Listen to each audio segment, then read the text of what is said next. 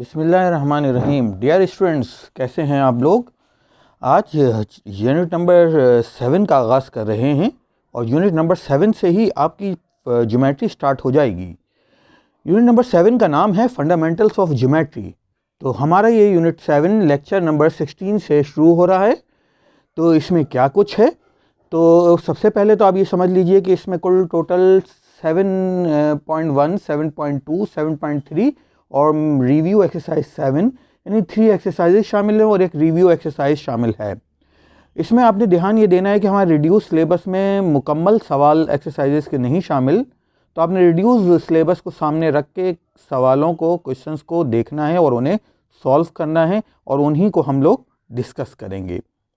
तो fundamental of geometry में आज के लेक्चर में हम लोग सीखेंगे कि कुछ बेसिक कॉन्सेप्ट्स डेफिनेशंस के ज़रिए सीखेंगे, डायग्राम वगैरह से बनाएंगे। उसमें आप देखेंगे कि हमारे इस यूनिट के बेसिक कॉन्सेप्ट ज्योमेट्री में के कौन कौन से बताए गए हैं और वो हम डिस्कस करेंगे। उसके साथ एक्सरसाइज 7.1 करेंगे। रिड्यूस सिलेबस में 7.1 के सिर्फ 2 ही सवाल शामिल हैं, यानी क्वेश्चन नंबर 2 और क्वेश्चन नंबर 3। तो ये दोनों ही सवाल हम लोग करेंगे। तो चलें शुरू करते हैं। सबसे पहले है पैरेलल लाइंस। तो स्टूडेंट्स, पैरेलल लाइंस तो हम एवरीडे लाइफ में ये वर्ड भी यूज़ करते हैं। पैरेलल लाइंस को हम लोग एवरीडे लाइफ में देखते भी हैं। तो देखते हैं हमारी मैथ इसकी प्रॉपर डेफिनेशन क्या देती है। If two lines in a same plane do not intersect each other at any point they are called parallel lines. दो लाइनें किसी सेम प्लेन पर, तो अब सवाल पैदा होता है कि ये एरोप्लेन है या इस प्लेन से क्या मुराद है। तो ये एरोप्लेन नहीं है बच्चों, ये प्लेन से मुराद है सरफेस। यानी आप यूँ समझ लीजिए कि सेम प्लेन का मतलब होता है, जैसे फर्ज करें कि ये एक आपके सामने वाइट बोर्ड लिखा हुआ है, तो ये 2D डायमेंशन है, यानी एक्स एक्सिस और वाई एक्सिस। तो ये हमारी जो सरफेस है, हम कहेंगे कि एक्स और वाई एक्सिस का प्लेन है, तो ये सरफेस एक प्लेन कहलाई।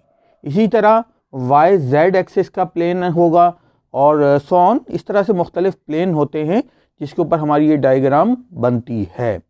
क्योंकि ये हमारी डायग्राम 2D डायमेंशन में होती है, तो ये चाहे किसी भी प्लेन में हो, लेकिन ये 2D डायमेंशन में होगी, चाहे एक्स जेड हो या एक्स वाई हो या वाई जेड प्लेन हो। सॉन, तो सेम प्लेन का मतलब एक ही सरफेस पर, प्लेन सरफेस पर। तो if two lines in a same plane do not intersect each other, अगर वो सेम प्लेन पे हैं और इंटरसेक्ट भी दूसरों को नहीं करते एक दूसरे को, तो they are called parallel lines. वो पैरेलल लाइंस कहलाएंगी।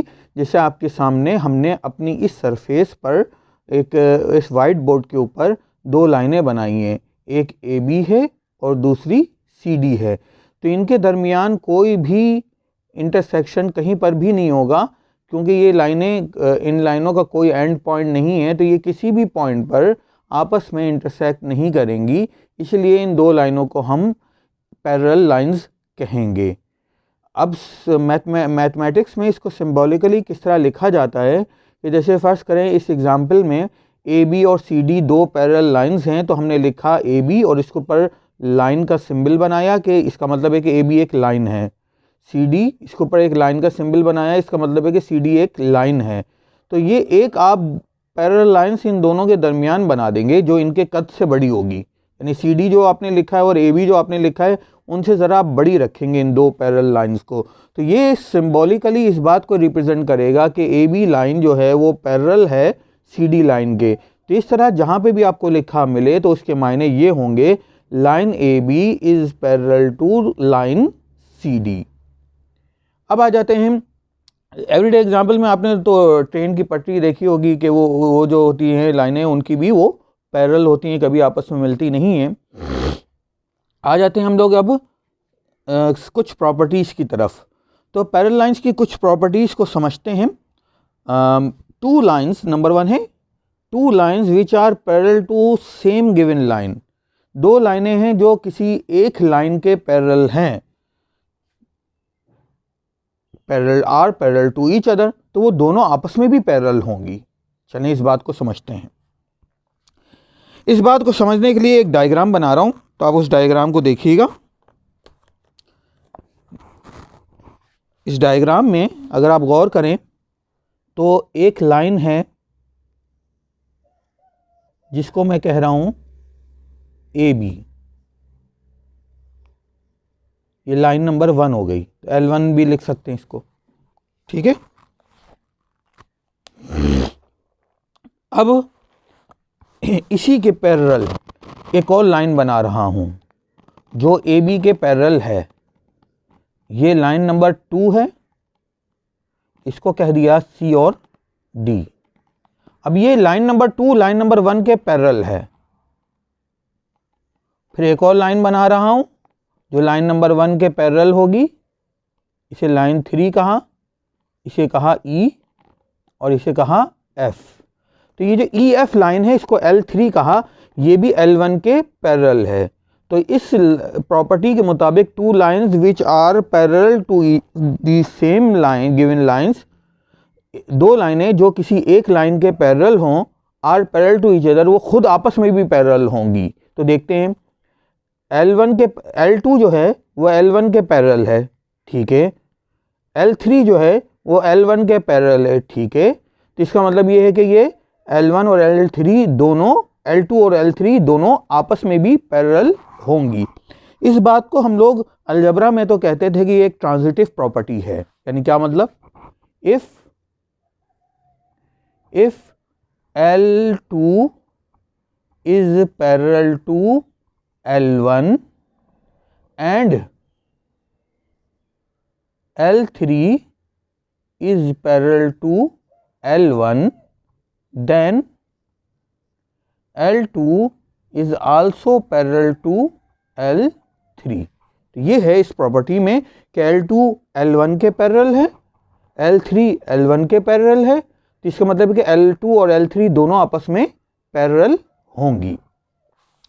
इसके बाद सेकंड प्रॉपर्टी क्या कहती है, if two parallel lines are intersect, if three parallel lines are intersect, अगर तीन लाइनें जो पैरेलल हैं आपस में पैरेलल हैं, वो इंटरसेक्ट करती हैं, किससे इंटरसेक्ट कर रही हैं, by two transversals in such a way that the two intercepts on one transversal is equal to each other, then the two intercept on the second transversal are also equal. अब इसका क्या मतलब है, पहली बात तो यह है कि इस डेफिनेशन में हमें कुछ नए नए लफ्ज़ पढ़े हैं, तो वो नए नए लफ्ज़ भी देख लेते हैं कि क्या क्या हैं। तो एक नया लफ्ज़ हमने पढ़ा जो है वो ट्रांसवर्सल है, कि ट्रांसवर्सल किसे कहते हैं, पहले तो आपने ये देखना है। तो अगर हम देखें कि ट्रांसवर्सल किसे कहते हैं, तो ज़रा सा आपने एक डायग्राम पर गौर करना है। तो जो वर्ड्स हमने हाईलाइट किए वो है ट्रांसवर्सल, ठीक है। अब देखते हैं ट्रांसवर्सल का क्या मतलब होता है। आप अभी तक के लेक्चर को पॉज करके लिख लीजिए। अब मैं इस डेफिनेशन से ऊपर, इस प्रॉपर्टी से ऊपर मैं मिटा लूँगा और ये प्रॉपर्टी और इससे आगे आने वाली प्रॉपर्टी आपको समझाता हूँ।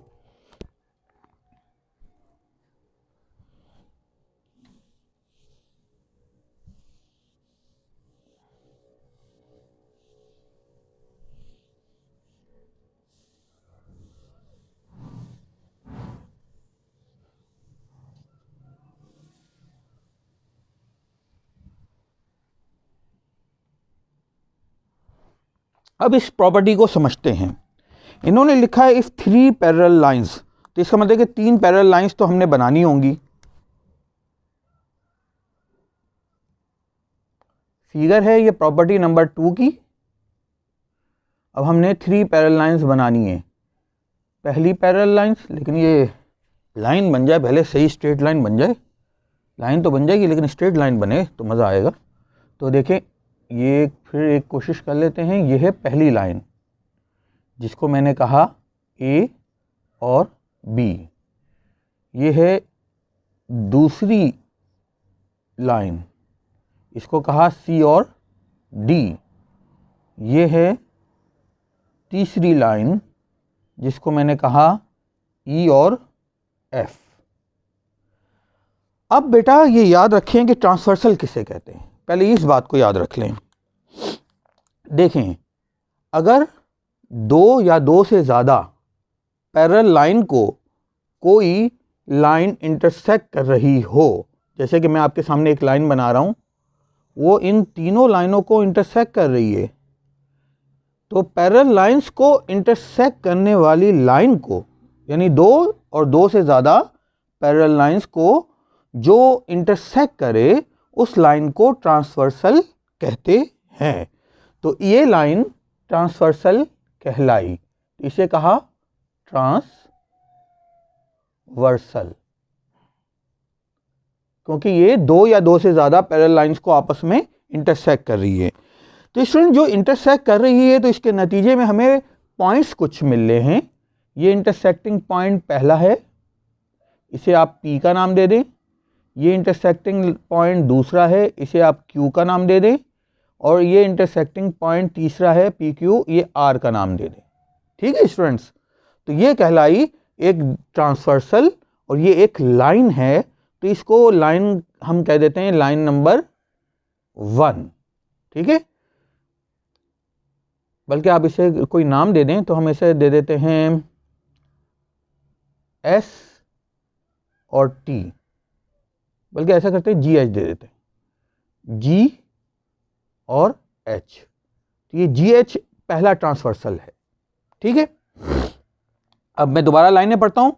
If 3 parallel lines are intersect by 2 transversal, ये बात इंपॉर्टेंट रखती है कि 2 ट्रांसवर्सल कहा गया है, तो एक और ट्रांसवर्सल बनाना होगा। तो एक और ट्रांसवर्सल बना लेते हैं। देखें, मैंने आपके सामने ये ग्रीन मार्कर से एक और लाइन बनाई है। तो अकॉर्डिंग टू डेफिनेशन ये लाइन चूंकि पैरेलल लाइंस को इंटरसेक्ट कर रही है तो ये भी ट्रांसवर्सल कहलाई। ठीक है, तो अब ये इसको नाम दे देते हैं, GH के बाद IJ दे देते हैं नाम। तो ये बन गया I और ये बन गया J। तो IJ हमारे पास दूसरा ट्रांसवर्सल है। अब ये भी पैरेलल लाइंस को इंटरसेक्ट कर रहा है कुछ पॉइंट्स पर। 3 पॉइंट्स को नाम दे देते हैं L, इस पॉइंट को नाम दे देते हैं M, L, M और इसको नाम दे देते हैं N। तो L, M और N, ये 3 पॉइंट्स हमने रख लिए इसके नाम। अब इसके वर्ड्स को दोबारा पढ़ते हैं इस प्रॉपर्टी को। If 3 parallel lines are intersect by 2 transversal, चलें अभी तक की जो बात है वो सारी की सारी हमने लिख ली है कि 2 ट्रांसवर्सल हैं, ये बने हुए 2 ट्रांसवर्सल, 3 पैरेलल लाइन उनसे इंटरसेक्ट हो रही हैं, हाँ इंटरसेक्ट हो रही हैं, in such a way that 2 intercepts on 1 transversal are equal to each other, then the 2 intercepts on the other transversal are also equal. अब ये ट्रांसवर्सल इंटरसेप्ट्स का क्या मतलब है? देखें क्या लिखा है, 2 intercepts on 1 transversal are equal.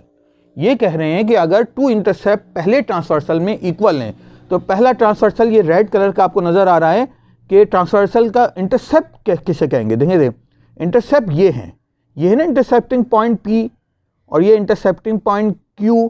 अगर P और Q के दरमियान डिस्टेंस इक्वल है, P और Q के दरमियान डिस्टेंस इक्वल है Q और R के साथ, तो हमने कहा Q और R के साथ, तो ये PQ पहला इंटरसेप्ट है और QR दूसरा इंटरसेप्ट है। यानी पहले 2 पॉइंट्स को मिलाने वाली जो ये वाला लाइन सेगमेंट है, इसको पहला इंटरसेप्ट कहा और दूसरे इंटरसेक्टिंग पॉइंट्स को आपस में मिलाने वाली लाइन सेगमेंट को दूसरा इंटरसेप्ट कहा। अगर ये दोनों इंटरसेप्ट आपस में इक्वल हैं, जो देखें अंडरलाइन को देखें, 2 intercept on 1 transversal are equal, पहली ट्रांसवर्सल के दोनों इंटरसेप्ट अगर इक्वल हैं तो फिर दूसरी ट्रांसवर्सल के दोनों इंटरसेप्ट भी इक्वल होंगे। तो ये एक फैक्ट बताया गया है कि अगर पहली के इक्वल है तो फिर आपने मेजरमेंट करने की ज़रूरत नहीं है, दूसरी की भी इक्वल होंगी। तो हम कहेंगे देन, अब यहाँ लिख दें if PQ is equal to QR, दूसरी लाइन के जो इंटरसेप्ट है यानी LM इक्वल होगा दूसरा इंटरसेप्ट कौन है, MN के। तो आपने मेजरमेंट करने की ज़रूरत नहीं है, आप ये कहेंगे कि अगर इसके इंटरसेप्ट इक्वल हैं तो फिर इसके इंटरसेप्ट भी इक्वल है, क्योंकि ये दोनों ट्रांसवर्सल सेम पैरेलल लाइंस के ट्रांसवर्सल हैं। अगर ये सेम पैरेलल लाइंस के ट्रांसवर्सल हैं तो इनके इंटरसेप्ट अगर इक्वल हैं तो एक के इक्वल हैं तो दूसरे की भी इक्वल होंगे। तो ये थी हमारी सेकंड प्रॉपर्टी। अब आ जाते हैं इसकी लास्ट प्रॉपर्टी की तरफ। तो बेटा आप इसे पॉज करके लिख लीजिए, फिर हम इसकी थर्ड प्रॉपर्टी डिस्कस करें और उसके बाद कुछ और डेफिनेशंस को डिस्कस करेंगे।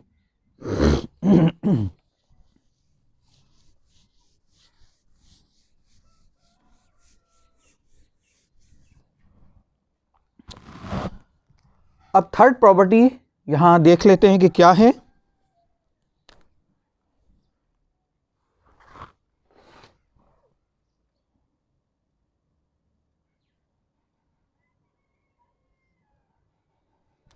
थर्ड प्रॉपर्टी कुछ यूं है, a line through the mid point of one side, a line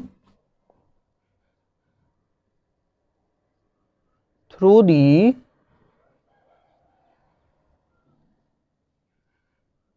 midpoint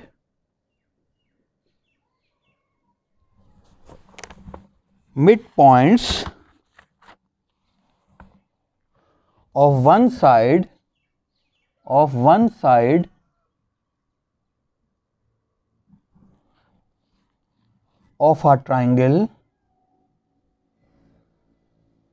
a triangle parallel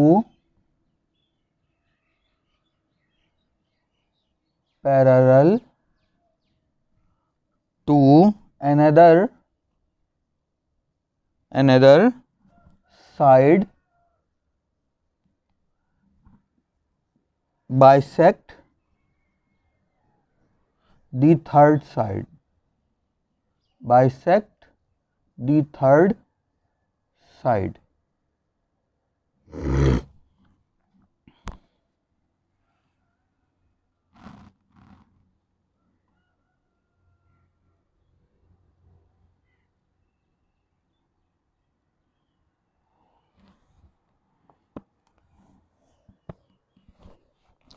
अब इसको पढ़ते हैं। सबसे पहले तो आप देखें कि इसके वर्ड्स क्या कहते हैं। A line through the midpoint of one side of a triangle parallel to the another side bisect the third side। तो चूंकि इसमें कौन सी डायग्राम का जिक्र है, डायग्राम है यहाँ पर ट्राइंगल। तो सबसे पहले हम एक ट्राइंगल बना लेते हैं। चलें एक ट्राइंगल बना लेते हैं। इस ट्राइंगल का नाम दे दिया ए, बी और सी। अगर मैं पहली साइड इसे कहूँ, ये पहली साइड है अगर, तो इसका मिड पॉइंट ये है।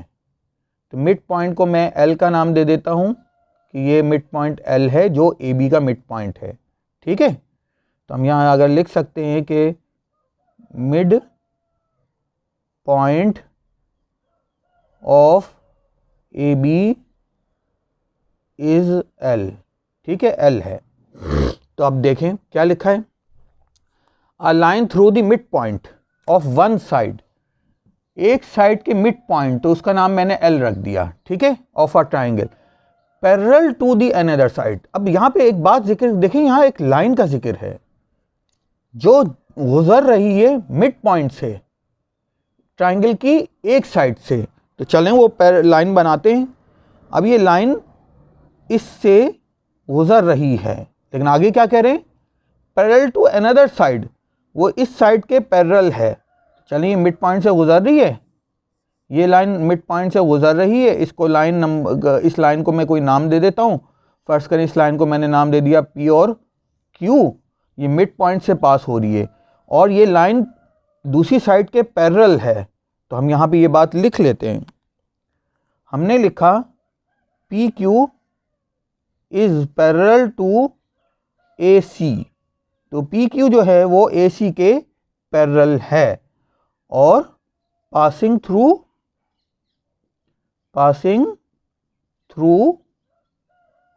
और कहाँ से पास हो रही है, मिड पॉइंट एल से पास हो रही है।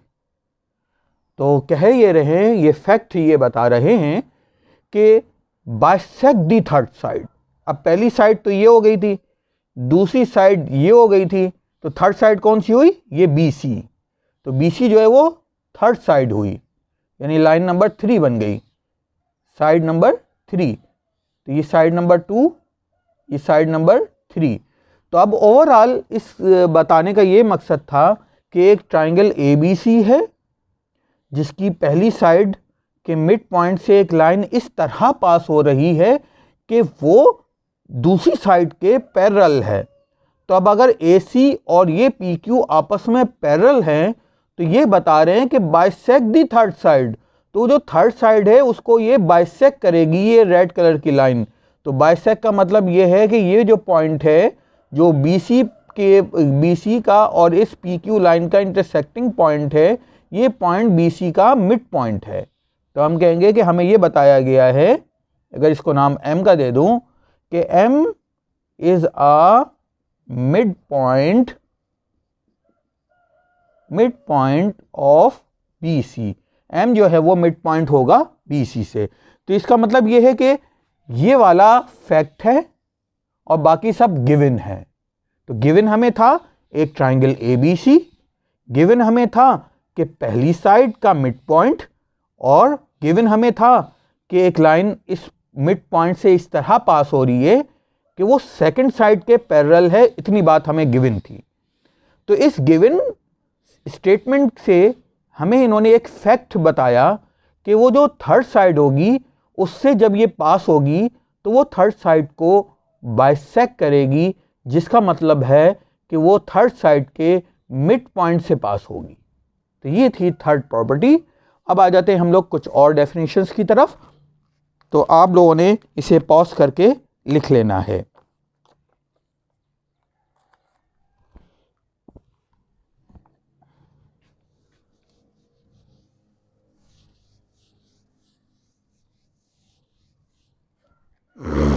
अब हमने जिन डेफिनेशंस को डिस्कस करना है वो डेफिनेशंस हैं तीसरी,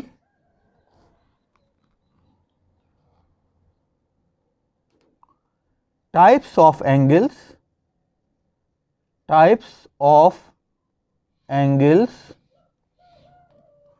when are transversal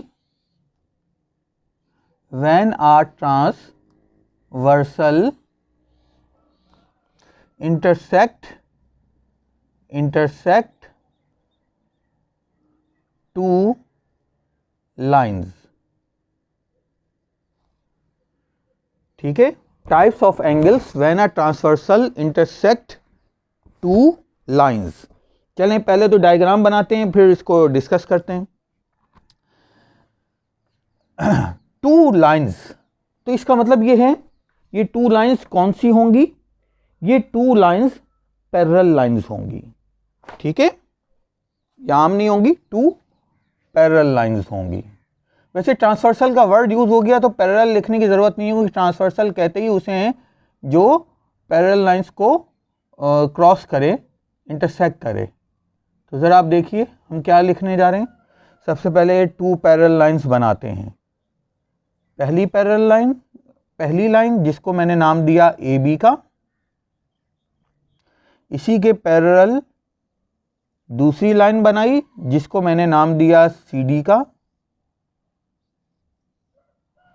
अब एक लाइन जो इन ट्रांसवर्सल कहलाएगी और यहाँ से पास होगी। तो ये ट्रांसवर्सल मैंने बनाया जो इंटरसेक्ट कर रही है टू पैरेलल लाइंस को।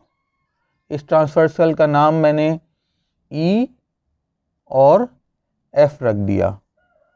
इस ट्रांसवर्सल ने जब हमारी पैरेलल लाइंस को कट किया, यानी EF लाइन ने जब हमारी पैरेलल लाइंस को कट किया, तो इसके नतीजे में हमें बहुत सारे एंगल्स मिले हैं। अब ये बहुत सारे एंगल्स कौन कौन से हैं ज़रा देखिए। एक एंगल पैरेलल लाइंस के ऊपर है जिसको मैंने एंगल नंबर 1 का नाम दिया, और ये पैरेलल लाइन के ऊपर है, ये दूसरा एंगल हमने 2 का नाम दिया। इस वाले को 3 का नाम दिया, इस वाले को 4 का नाम दिया। ठीक है, अब ये इस वाले को हमने 5 का नाम दिया, इस वाले को हमने 6 का नाम दिया, इस वाले को 7 का नाम दिया, और इस वाले को हमने 8 का नाम दिया। तो इस तरह से हमें 8 एंगल्स मिले हैं। अब ये 8 एंगल्स के नाम क्या हैं, यही हमने सीखना है। तो सबसे पहले जिस बात को हम सीखेंगे वो है अल्टरनेट एंगल्स। अब अल्टरनेट एंगल्स इस डायग्राम में आपने समझना है, तो हम लोग डायग्राम को गौर से देखेंगे और अल्टरनेट एंगल्स को जानेंगे। तो सबसे पहले अल्टरनेट एंगल्स, तो आपने मेरे वर्ड्स पर गौर करना है।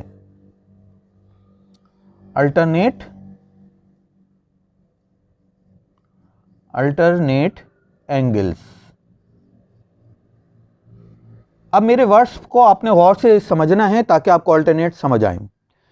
देखें बच्चों, अगर मैं आपसे ये कहूँ कि कौन से एक्सटीरियर एंगल्स हैं, तो वो आप कहेंगे 1 और 2 हैं, क्योंकि वो पैरेलल लाइंस के बाहर हैं। जैसे 1 और 2 पैरेलल लाइन के ऊपर है तो ये एक्सटीरियर एंगल कहलाया। 7 और 8 पैरेलल लाइन के नीचे हैं तो वो भी एक्सटीरियर एंगल कहलाया। तो ये चूंकि पैरेलल लाइंस के दरमियान में नहीं है तो ये एक्सटीरियर एंगल कहलाए। और जो दोनों पैरेलल लाइंस के अंदर मौजूद हैं, कौन कौन से, 3, 4, 5, 6, ये चारों एंगल इंटीरियर एंगल कहलाएंगे। तो पहली बात तो आपने ये सीख ली कि 1 और 2 एंगल 1 और 2 इस डायग्राम के अंदर, 7 और 8 मेरी बनाई हुई डायग्राम के अंदर 1 और 2, 7 और 8, ये तमाम के तमाम एंगल कौन से हैं, एक्सटीरियर एंगल्स, क्योंकि ये पैरेलल लाइंस के दरमियान में नहीं बने हुए, ये पैरेलल लाइंस के बाहर बने हुए हैं, तो ये एक्सटीरियर एंगल हैं। इंटीरियर एंगल उन्हें कहेंगे जो पैरेलल लाइंस के दरमियान बने हुए हैं। तो अगर इस मेरी बनाई हुई डायग्राम पर गौर करें तो पैरेलल लाइंस के दरमियान एंगल 3, 4, 5, 6 यानी इनके अंदर अंदर बने हुए हैं। तो हम यहाँ कहेंगे एंगल 3, एंगल 4, एंगल 5 और एंगल 6, ये तमाम के तमाम इंटीरियर एंगल्स कहलाएंगे। तो सबसे पहले हमने एक्सटीरियर एंगल समझा, फिर उसके बाद इंटीरियर एंगल समझा। अब अल्टरनेट एंगल ज़रा गौर से देखिएगा। अल्टरनेट एंगल्स कहते हैं इंटीरियर एंगल्स को। अल्टरनेट एंगल किसे कहते हैं, इंटीरियर एंगल्स को। कौन से इंटीरियर एंगल्स को, अब इंटीरियर एंगल्स तो 4 हैं, कौन से, जो मुख्तलिफ पैरेलल लाइन से बने हों और ट्रांसवर्सल के अपोजिट साइड पे हों। जैसे 3 AB पैरेलल लाइन पे बना है, यानी लाइन AB पर बना है, और 5 लाइन CD पर बना है, और ये दोनों एंगल ट्रांसवर्सल के, ये ट्रांसवर्सल है, ट्रांसवर्सल के अपोजिट साइड पर हैं। तो 3 और 5 ये हमारे पेयर ऑफ अल्टरनेट एंगल कहलाएंगे, यानी एंगल 3 और एंगल 5 ये दोनों क्या कहलाए, अल्टरनेट एंगल्स। तो ठीक है, तो हमने पहली बात सीखी कि अल्टरनेट एंगल इंटीरियर एंगल्स होते हैं। कौन से इंटीरियर एंगल, जो ट्रांसवर्सल के अपोजिट साइड पर हों। जैसे 3 और 5 अपोजिट साइड पर हैं और अलग अलग पैरेलल लाइन से बन रहे हैं, तो ये इनके वर्टेक्स यानी ये जो कोना है वो डिफरेंट है। एंगल 3 का कोना और एंगल 5 का कोना डिफरेंट है, और ये अपोजिट साइड पे बने हुए हैं, तो ये पहला अल्टरनेट एंगल हुए। इसी तरह अल्टरनेट एंगल 4 और 6 भी हैं, क्योंकि डेफिनेशन के मुताबिक ये भी पूरे उतर रहे हैं। डेफिनेशन का पहला पॉइंट है कि इंटीरियर एंगल होने चाहिए, तो ये देखें दोनों इंटीरियर एंगल हैं, 5 और 6। और दूसरी कंडीशन ये होनी चाहिए थी, दूसरी कंडीशन ये है कि दोनों के वर्टेक्स मुख्तलिफ हों। तो इसका वर्टेक्स जो है कोना मुख्तलिफ है और इस एंगल का कोना मुख्तलिफ है, तो ये दूसरे पॉइंट हो गया। तीसरा पॉइंट हो गया कि वो ट्रांसवर्सल के अपोजिट साइड पे हों। तो हाँ भाई, अपोजिट साइड पे हैं, ये अलग साइड पर है और ये ट्रांसवर्सल के लेफ्ट साइड पर है और ये ट्रांसवर्सल के राइट साइड पर है। तो ये लेफ्ट साइड पे, ये राइट साइड पे, तो ये भी अल्टरनेट एंगल कहलाए। तो हमने कहा कि एंगल 4 और एंगल 6 ये भी अल्टरनेट एंगल्स हैं। तो बच्चों एक फैक्ट आपने याद रखना है कि ये जो पेयर होते हैं ना अल्टरनेट एंगल्स के, ये आपस में मेजरमेंट में इक्वल होते हैं। क्या मतलब, इसका क्या मतलब है? इसका मतलब ये है कि एंगल 3 की मेजरमेंट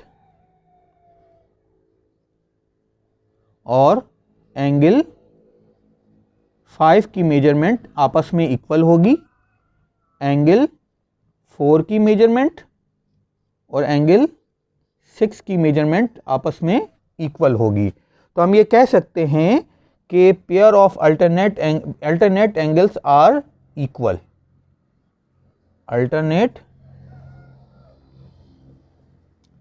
एंगल्स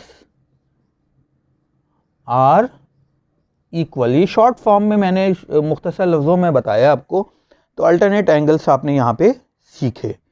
अब आप इसे पॉज करके लिख लीजिए, उसके बाद हम लोग मज़ीद डेफिनेशंस को डिस्कस करेंगे।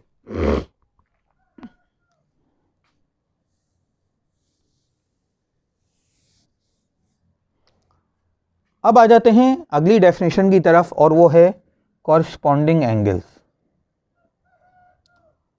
कॉरस्पॉन्डिंग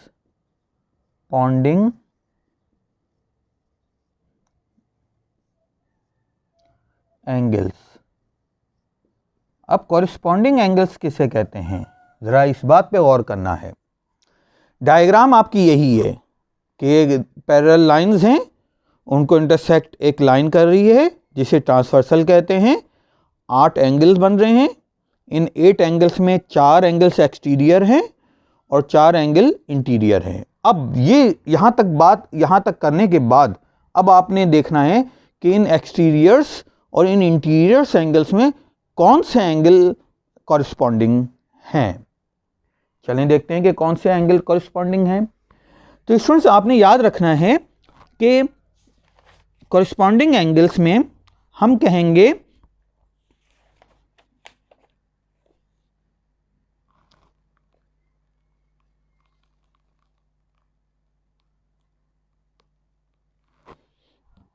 पहला पॉइंट, ट्रांसवर्सल की सेम साइड पे होना चाहिए। पहला point, on same side of transversal, transversal के सेम साइड पे होनी चाहिए। यानी अगर एक एंगल ट्रांसवर्सल के लेफ्ट साइड पे है तो दूसरा भी एंगल ट्रांसवर्सल के लेफ्ट साइड पे होगा। एक होगा 1 is exterior and other is interior. एक एक्सटीरियर होगा और एक इंटीरियर होगा, दूसरा पॉइंट हो गया। तीसरा, बोथ हैविंग डिफरेंट वर्टिसेस, दोनों के वर्टिसेस डिफरेंट होंगे। चलें अब देखते हैं इन तीनों पॉइंट्स पे कौन कौन उतर रहे हैं। पहली बात, on same side of transversal, तो ट्रांसवर्सल की सेम साइड पे होना चाहिए। अब फर्स्ट करें, मैं पहले देख रहा हूं कि ट्रांसवर्सल ये है, इसकी राइट हैंड साइड देख रहा हूं पहले। तो राइट हैंड साइड पे मेरे पास हैं 1, 4, 5, 8, ये 4 एंगल हैं। तो इन 4 एंगल में कौन से कॉरस्पॉन्डिंग एंगल्स हैं। चलिए दूसरा पॉइंट देखते हैं। 1 is exterior and other is interior, एक एक्सटीरियर होना चाहिए, दूसरा इंटीरियर होना चाहिए। चलें इन चारों में देखते हैं। अगर ये पहला एंगल एक्सटीरियर है तो दूसरा एंगल इंटीरियर, तो 2 बन रहे हैं, या तो 4 है या तो 5 है। तो तीसरा पॉइंट देखते हैं, बोथ हैविंग डिफरेंट वर्टिसेस, तो वर्टिसेस डिफरेंट होनी चाहिए। अगर मैं 1 ले रहा हूं तो 1 का वर्टेक्स ये पॉइंट है, तो 4 का वर्टेक्स भी ये पॉइंट है, तो हम ये वाला इंटीरियर एंगल नहीं ले सकते। तो इसका मतलब ये कि अब इंटीरियर एंगल तो इन चारों में सिर्फ यही रह गया जिसका वर्टेक्स ये पॉइंट है। तो इसका मतलब ये है कि एंगल 1 और एंगल 5 ये कॉरस्पॉन्डिंग एंगल्स हैं। क्यों ये दोनों कॉरस्पॉन्डिंग एंगल्स हैं 1 और 5? क्योंकि देखें पहला पॉइंट है कि ये सेम साइड है ट्रांसवर्सल के। हाँ, अगर ये 1 जो है वो ट्रांसवर्सल के राइट साइड पर है तो 5 भी राइट साइड पर है तो सेम साइड तो हो गई। वन इज एक्सटीरियर, हाँ पहला एक्सटीरियर है यानी एक एक्सटीरियर है और दूसरा इंटीरियर है, तो ये दूसरा पॉइंट भी ओके हो गया। बोथ हैविंग डिफरेंट वर्टिसेस, हाँ 1 का वर्टेक्स और 5 का वर्टेक्स डिफरेंट है, तो ये सारी बात मुकम्मल हो गई। तो हम कहेंगे हियर हमारी डायग्राम में एंगल 1 और एंगल 5 आर कॉरिस्पॉन्डिंग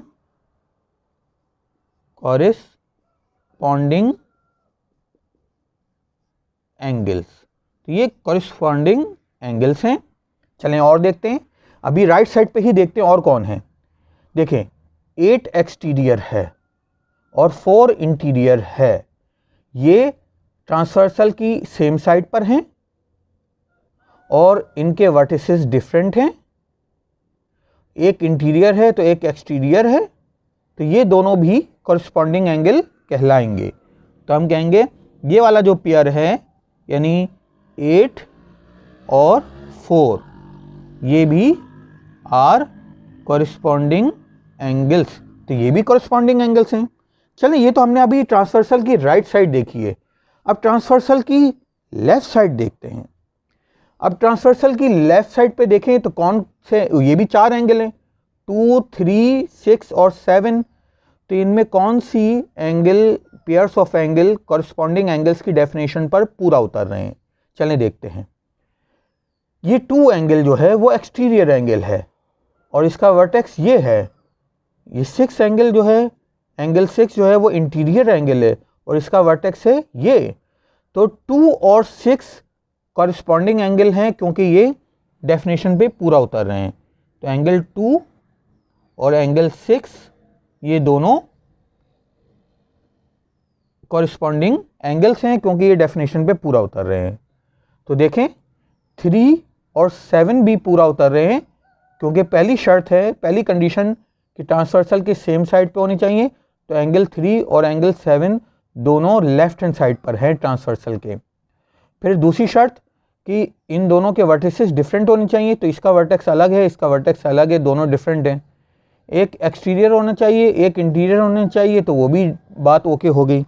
तो जब ये बातें ओके हो गई हैं तो ये कॉरिस्पॉन्डिंग एंगल कहलाएंगे। तो हम कहेंगे कि एंगल 7 और एंगल 3 आर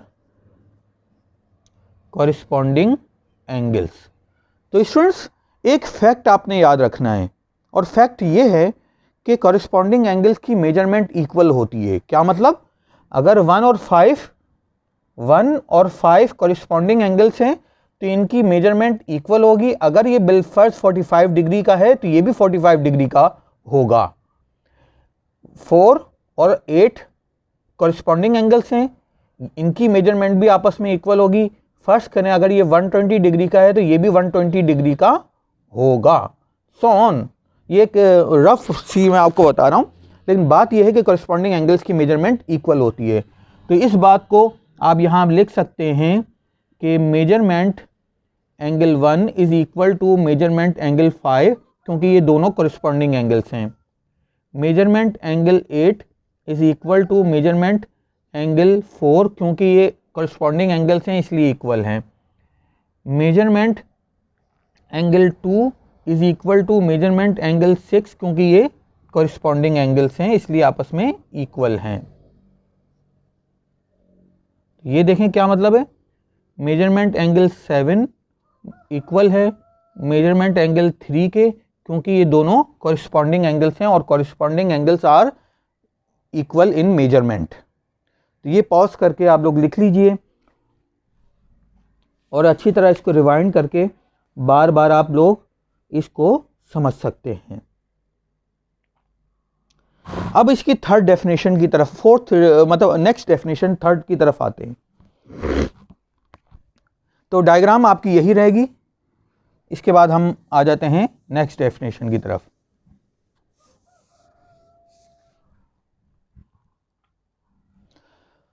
अब सी डेफिनेशन है vertically opposite angle. Vertically opposite angles. अब वैसे इस डेफिनेशन के लिए तो ये डायग्राम होना ज़रूरी नहीं है, लेकिन चूँकि इस डायग्राम के अंदर इस डेफिनेशन के तमाम लवाजमात मौजूद हैं तो इसलिए हम इसको बने रहने देते हैं।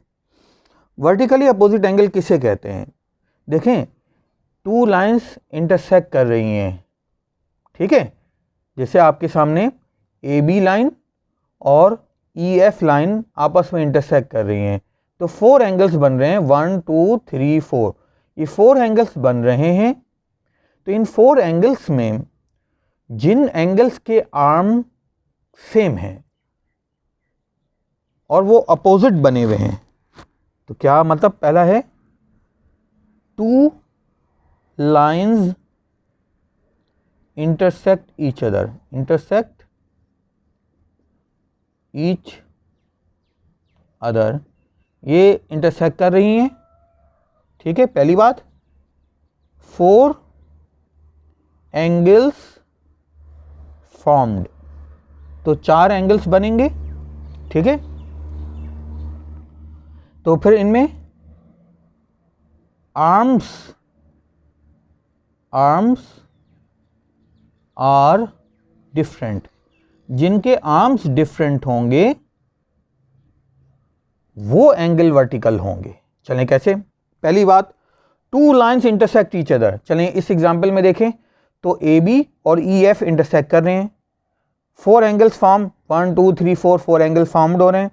आर्म्स आर डिफरेंट, किन किन के आर्म्स डिफरेंट हैं? तो देखें, पहले एंगल का आर्म तो ये बन रहा है, ये और ये आर्म बन रहा है, और तीसरे एंगल का देखें, ये और ये आर्म बन रहा है। तो एंगल 3 और एंगल 1 के आर्म्स डिफरेंट हैं, तो इसलिए एंगल 1 और एंगल 3 जो एक दूसरे के बिल्कुल अपोजिट हैं और जिनके आर्म्स एक जैसे नहीं होते, उनको कहते हैं non adjacent angles, non adjacent angles. तो ये अपोजिट जो एंगल्स हैं 1 और 3, ये वर्टिकल एंगल कहलाए। एंगल 1 और एंगल 3 आर वर्टिकल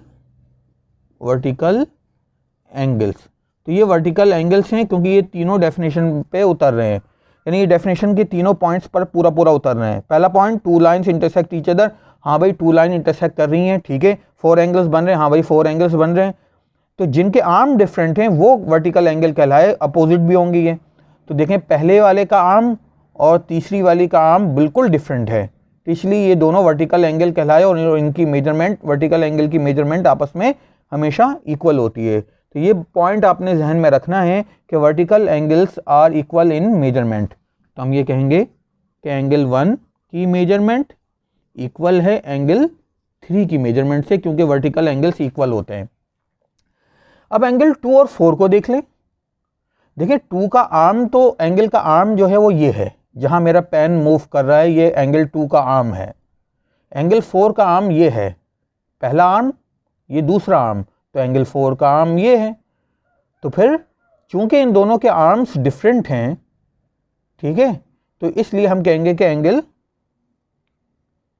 2 और एंगल 4 जो हैं वो वर्टिकल एंगल्स होंगे, और वर्टिकल एंगल्स की मेजरमेंट आपस में हमेशा इक्वल होती है, इसीलिए हमने लिख दिया एंगल 2 और 4 इक्वल है। चलें अब आगे आ जाते हैं। अब देखें तो CD लाइन और EF लाइन, अब इस लाइन को भूल जाएं। CD लाइन और EF लाइन, ये दो लाइनें इंटरसेक्ट कर रही हैं, तो चलें 2 लाइन्स इंटरसेक्ट ईच अदर, ये बात पहला पॉइंट तो हो गया। 4 एंगल्स फॉर्म्ड, हाँ भाई 4 एंगल्स तो बन रहे हैं, 5 6 7 8, 4 एंगल्स बन गए। आर्म्स आर डिफरेंट, देखते हैं किन किन के आर्म्स इनमें डिफरेंट हैं। देखें तो 5 और 7 के डिफरेंट हैं, क्योंकि देखें 5 का आर्म तो ये बन रहा है, यूं बन रहा है, ये 5 बन रहा है आर्म, ठीक है, और 7 का आर्म डिफरेंट है क्योंकि ये आर्म है और ये आर्म है, तो इनके आर्म डिफरेंट हैं। तो हम कहेंगे 5 और 7 जो हैं वो वर्टिकल एंगल्स हैं, और चूंकि वर्टिकल एंगल्स आपस में इक्वल होते हैं, इनकी मेजरमेंट इक्वल होती है, इसलिए इनका एंगल 5 और 7 इक्वल हैं। तो अगर 6 और 8 को देखें, 6 का आर्म ये है, 8 का आर्म ये है, दोनों एंगल्स के आर्म डिफरेंट हैं, इसलिए हम कहेंगे कि एंगल 6 और एंगल 8 जो हैं वो भी वर्टिकल एंगल्स हैं और वर्टिकल एंगल्स आपस में इक्वल होते हैं, इसलिए एंगल 6 जो है वो इक्वल है एंगल 8 के। तो इस तरह से स्टूडेंट्स हमने अभी तक डेफिनेशंस को डिस्कस किया, जिस इनमें हमने अल्टरनेट एंगल्स को डिस्कस किया, हमने कॉरस्पॉन्डिंग एंगल्स को डिस्कस किया, हमने वर्टिकल एंगल्स को डिस्कस किया और साथ ही साथ हमने पैरेलल लाइंस की डेफिनेशन को डिस्कस किया और पैरेलल लाइंस की प्रॉपर्टीज़ को डिस्कस किया। अब आ जाते हैं अपने नेक्स्ट मरहले पर, वो है डेफिनेशंस के बाद एक्सरसाइज के 2 सवाल। और एक्सरसाइज के 2 सवाल यही है जो आपके सामने पढ़ा है आपने, बिल्कुल कोई नई बात नहीं है, बल्कि आप खुद कर सकते हैं। तो ये सब कुछ आप पॉज करके लिख लीजिएगा। अब आ जाते हैं एक्सरसाइज के क्वेश्चंस की तरफ। एक्सरसाइज के क्वेश्चंस रिड्यूस सिलेबस में सिर्फ 2 ही शामिल हैं, क्वेश्चन 2 और क्वेश्चन 3। तो आपने बुक में बनी हुई डायग्राम को ज़रूर देखना है। अगर आप बुक की बनी हुई डायग्राम को देखेंगे तो ज़्यादा अच्छा समझ आएगा। तो एक्सरसाइज 7.1 है और क्वेश्चन नंबर 2 है। इसमें आपको एक डायग्राम दी गई है बुक के अंदर। अगर मैं एज इट इज़ जैसे बनाने की कोशिश कर लूँ कि बुक के अंदर जो डायग्राम बनी हुई है वो क्या है, तो ज़रा गौर से देखिएगा। एक लाइन है M, इसका नाम है M, और एक लाइन है L, एक लाइन है N और एक लाइन है मेरे ख्याल से T है ये। अब स्टूडेंट्स मैं बुक के वर्ड्स पढ़ता हूँ, आपने बुक पे तवज्जो देनी है क्योंकि मैं सवाल लिखूंगा नहीं, सवाल कुछ बड़ा है।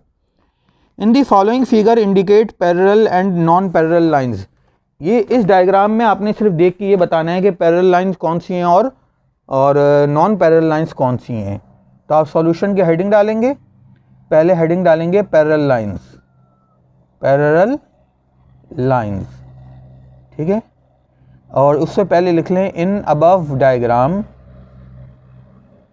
और फिगर लिख दें, डायग्राम लिख दें इन अबव डायग्राम, ठीक है। पैरेलल लाइंस कौन कौन सी हैं तो देखें, जो M है, लाइन M, वो लाइन N के पैरेलल है, तो हम कहेंगे लाइन L के पैरेलल है, तो हम कहेंगे कि लाइन M जो है,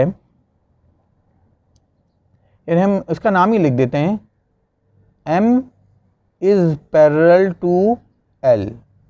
तो M और L आपस में पैरेलल हैं, डायग्राम में नज़र आ रहा है कि ये पैरेलल हैं। और कौन पैरेलल है, और मुझे तो नज़र आ रहा है N और T, तो मैंने लिखा N और T भी आपस में पैरेलल हैं। तो यही आपका जवाब है। अब कौन कौन सी नॉन पैरेलल हैं, इनके अलावा बाकी सब नॉन पैरेलल होंगी। चलिए देखते हैं। M और N ये नॉन पैरेलल हैं, M और N वो पैरेलल नहीं है, तो आप पैरेलल को क्रॉस कर दें, ठीक है भाई। M और N पैरेलल नहीं है क्योंकि N तो ये वाली है ना। चलिए ये पैरेलल नहीं है, तो M और T भी पैरेलल नहीं है, तो हमने कहा M और T भी पैरेलल नहीं है, तो इसे भी क्रॉस कर दिया। चलिए और देखते हैं, L किसके पैरेलल नहीं है, तो L जो है वो N के पैरेलल नहीं है, तो हमने कहा L जो है वो N के पैरेलल नहीं है, और L जो है वो T के पैरेलल नहीं है, तो हमने कहा L जो है वो T के पैरेलल नहीं है। तो देखें, चाहे मैं ये कहूँ कि M is parallel to L, तो इसका मतलब कि L is parallel to M, दोनों बात सेम है। तो आप इसे चाहें तो यूँ भी लिख सकते हैं कि L is parallel to M, तो आप इसे चाहें तो यूँ लिख सकते हैं T is parallel to N। इसी तरह इधर देखें, M अगर N के पैरेलल नहीं है तो N भी M के पैरेलल नहीं है, तो यूँ भी लिखा जा सकता है T अगर M और T पैरेलल नहीं है तो T और M भी आपस में पैरेलल नहीं है। L और N पैरेलल नहीं है तो L और N और L भी पैरेलल नहीं होंगी। L और T पैरेलल नहीं है तो T और L भी पैरेलल नहीं होंगी। तो स्टूडेंट्स ये है आपका एक्सरसाइज का क्वेश्चन 2, जिसमें सिर्फ ये बताना था कि कौन सी लाइनें पैरेलल हैं और कौन सी लाइनें नॉन पैरेलल हैं। तो हमने हेडिंग डाल के ये दोनों बातें लिख ली। आप पॉज करके इसे अपने नोट कर लीजिएगा।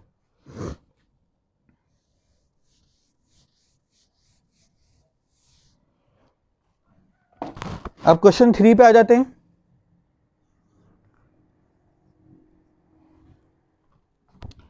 इस सवाल को भी आपने बुक में देखना है, मैं सिर्फ डायग्राम बना देता हूं। तो डायग्राम में बना हुआ है एक लाइन, इस लाइन का नाम दिया हुआ है L, और एक और दूसरी लाइन बनाई गई है जो कि पहली लाइन के पैरेलल है, इसको नाम दिया गया है M, और एक ट्रांसवर्सल बनाया गया है, इस ट्रांसवर्सल का नाम दिया हुआ है इन्होंने T। फिर कुछ एंगल मेंशन किए हैं, ये वाला एंगल 3 है, ये वाला एंगल बुक के अंदर 2 दिया हुआ है, ये वाला एंगल बुक के अंदर 4 दिया हुआ है, और ये वाला एंगल आपको 1 दिया हुआ है, ये वाला 7 दिया हुआ है, ये वाला 6 दिया हुआ है, ये वाला 8 है, और ये वाला 5 है। अब मैं बुक के सवाल पढ़ता हूँ तो आपने सवाल पे गौर करना है। तो सवाल में आपसे क्या कहा गया है, क्या पूछा गया है। तो बुक सामने रख के सवाल देखें।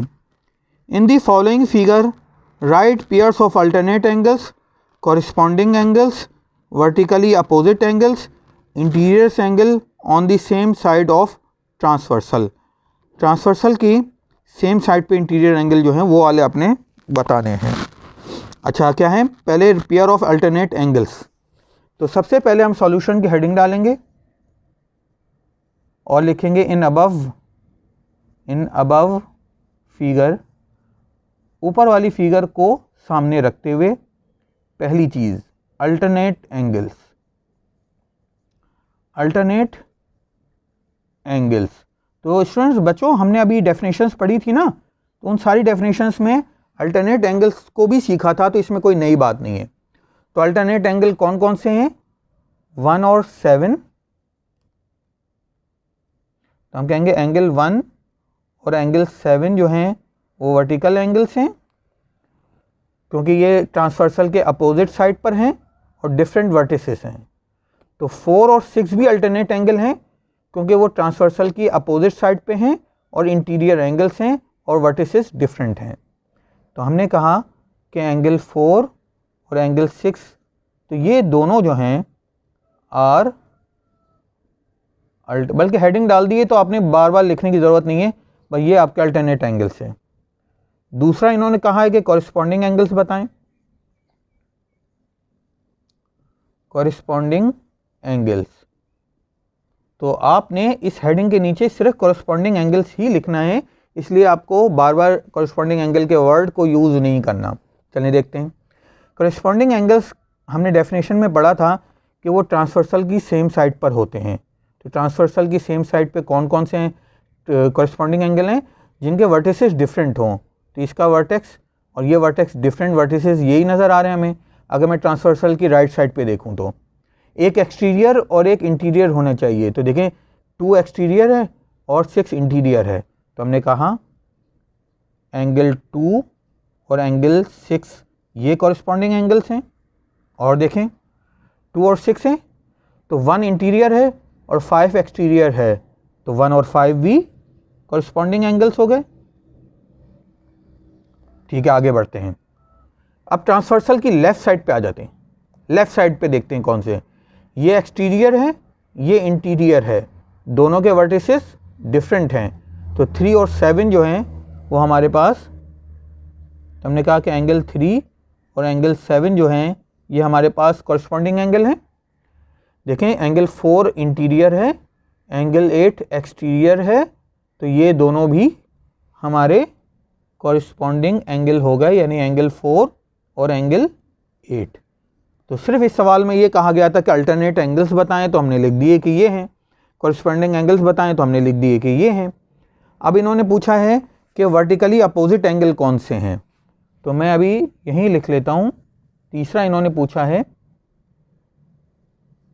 Vertical angles, vertical angles. तो स्टूडेंट्स मैंने आपको अभी डेफिनेशंस में सिखाया था कि जब टू लाइन इंटरसेक्ट होती हैं तो ऐसे एंगल्स अपोजिट जिनके आर्म्स डिफरेंट हों। तो देखें एंगल 1 और एंगल 3 के आर्म डिफरेंट हैं, तो ये हम कहेंगे एंगल 1 और एंगल 3 ये वर्टिकल एंगल्स हैं। 2 और 4 के आर्म डिफरेंट हैं, तो हमने कहा कि एंगल 2 और एंगल 4 के आर्म डिफरेंट हैं, तो ये भी वर्टिकल एंगल्स हैं। अब ये दो लाइनें इंटरसेक्ट हो रही हैं तो फिर 4 एंगल मिल रहे हैं। इन चारों एंगल में 5 और 7 अपोजिट एंगल हैं और इनके आर्म भी डिफरेंट हैं। तो 5 और 7 ये वर्टिकल एंगल हो गए, 6 और 8 वर्टिकल एंगल्स हो गए। तो ये चारों के चारों पेयर जो हैं वो वर्टिकल एंगल्स के पेयर हैं। तो आपने इसे पॉज करके लिख लेना है। अब इस सवाल में आखिरी चीज़ जो पूछी गई है वो पूछी गई है कि सेम साइड पर आपके इंटीरियर एंगल कौन से हैं। Interior angle on same side, interior angles. तो देखते हैं ऑन सेम साइड, किसकी सेम साइड पे, ट्रांसवर्सल की सेम साइड पे। तो देखते हैं ट्रांसवर्सल की सेम साइड पे इंटीरियर एंगल कौन कौन से हैं। ये ट्रांसवर्सल है। अब राइट साइड देखें तो 1 और 6 इंटीरियर एंगल हैं। तो हमने कहा 1 और 6 जो हैं वो इंटीरियर एंगल्स हैं, ठीक है। अब ट्रांसवर्सल की लेफ्ट साइड को देखें तो इंटीरियर एंगल कौन कौन से हैं, 4 और 7। तो हमने कहा कि सेम साइड पर यानी लेफ्ट हैंड साइड पर 4 और एंगल 7 जो हैं वो इंटीरियर एंगल्स हैं। इस तरह स्टूडेंट्स आपने अपनी एक्सरसाइज नंबर 7.1 मुकम्मल कर ली। आप पॉज करके इसे नोट कर लें। इसमें आपका होमवर्क और क्लास वर्क दोनों सेम है, यानी जो एक्सरसाइज में सवाल शामिल थे वो सारे के सारे मैंने ही करवा दिए। तो आपने जितना भी ये क्लास वर्क है वो नोट कर लेना है, वो फेयर कर लेना है। यही आपका होमवर्क, यही आपका क्लास वर्क है। Thank you.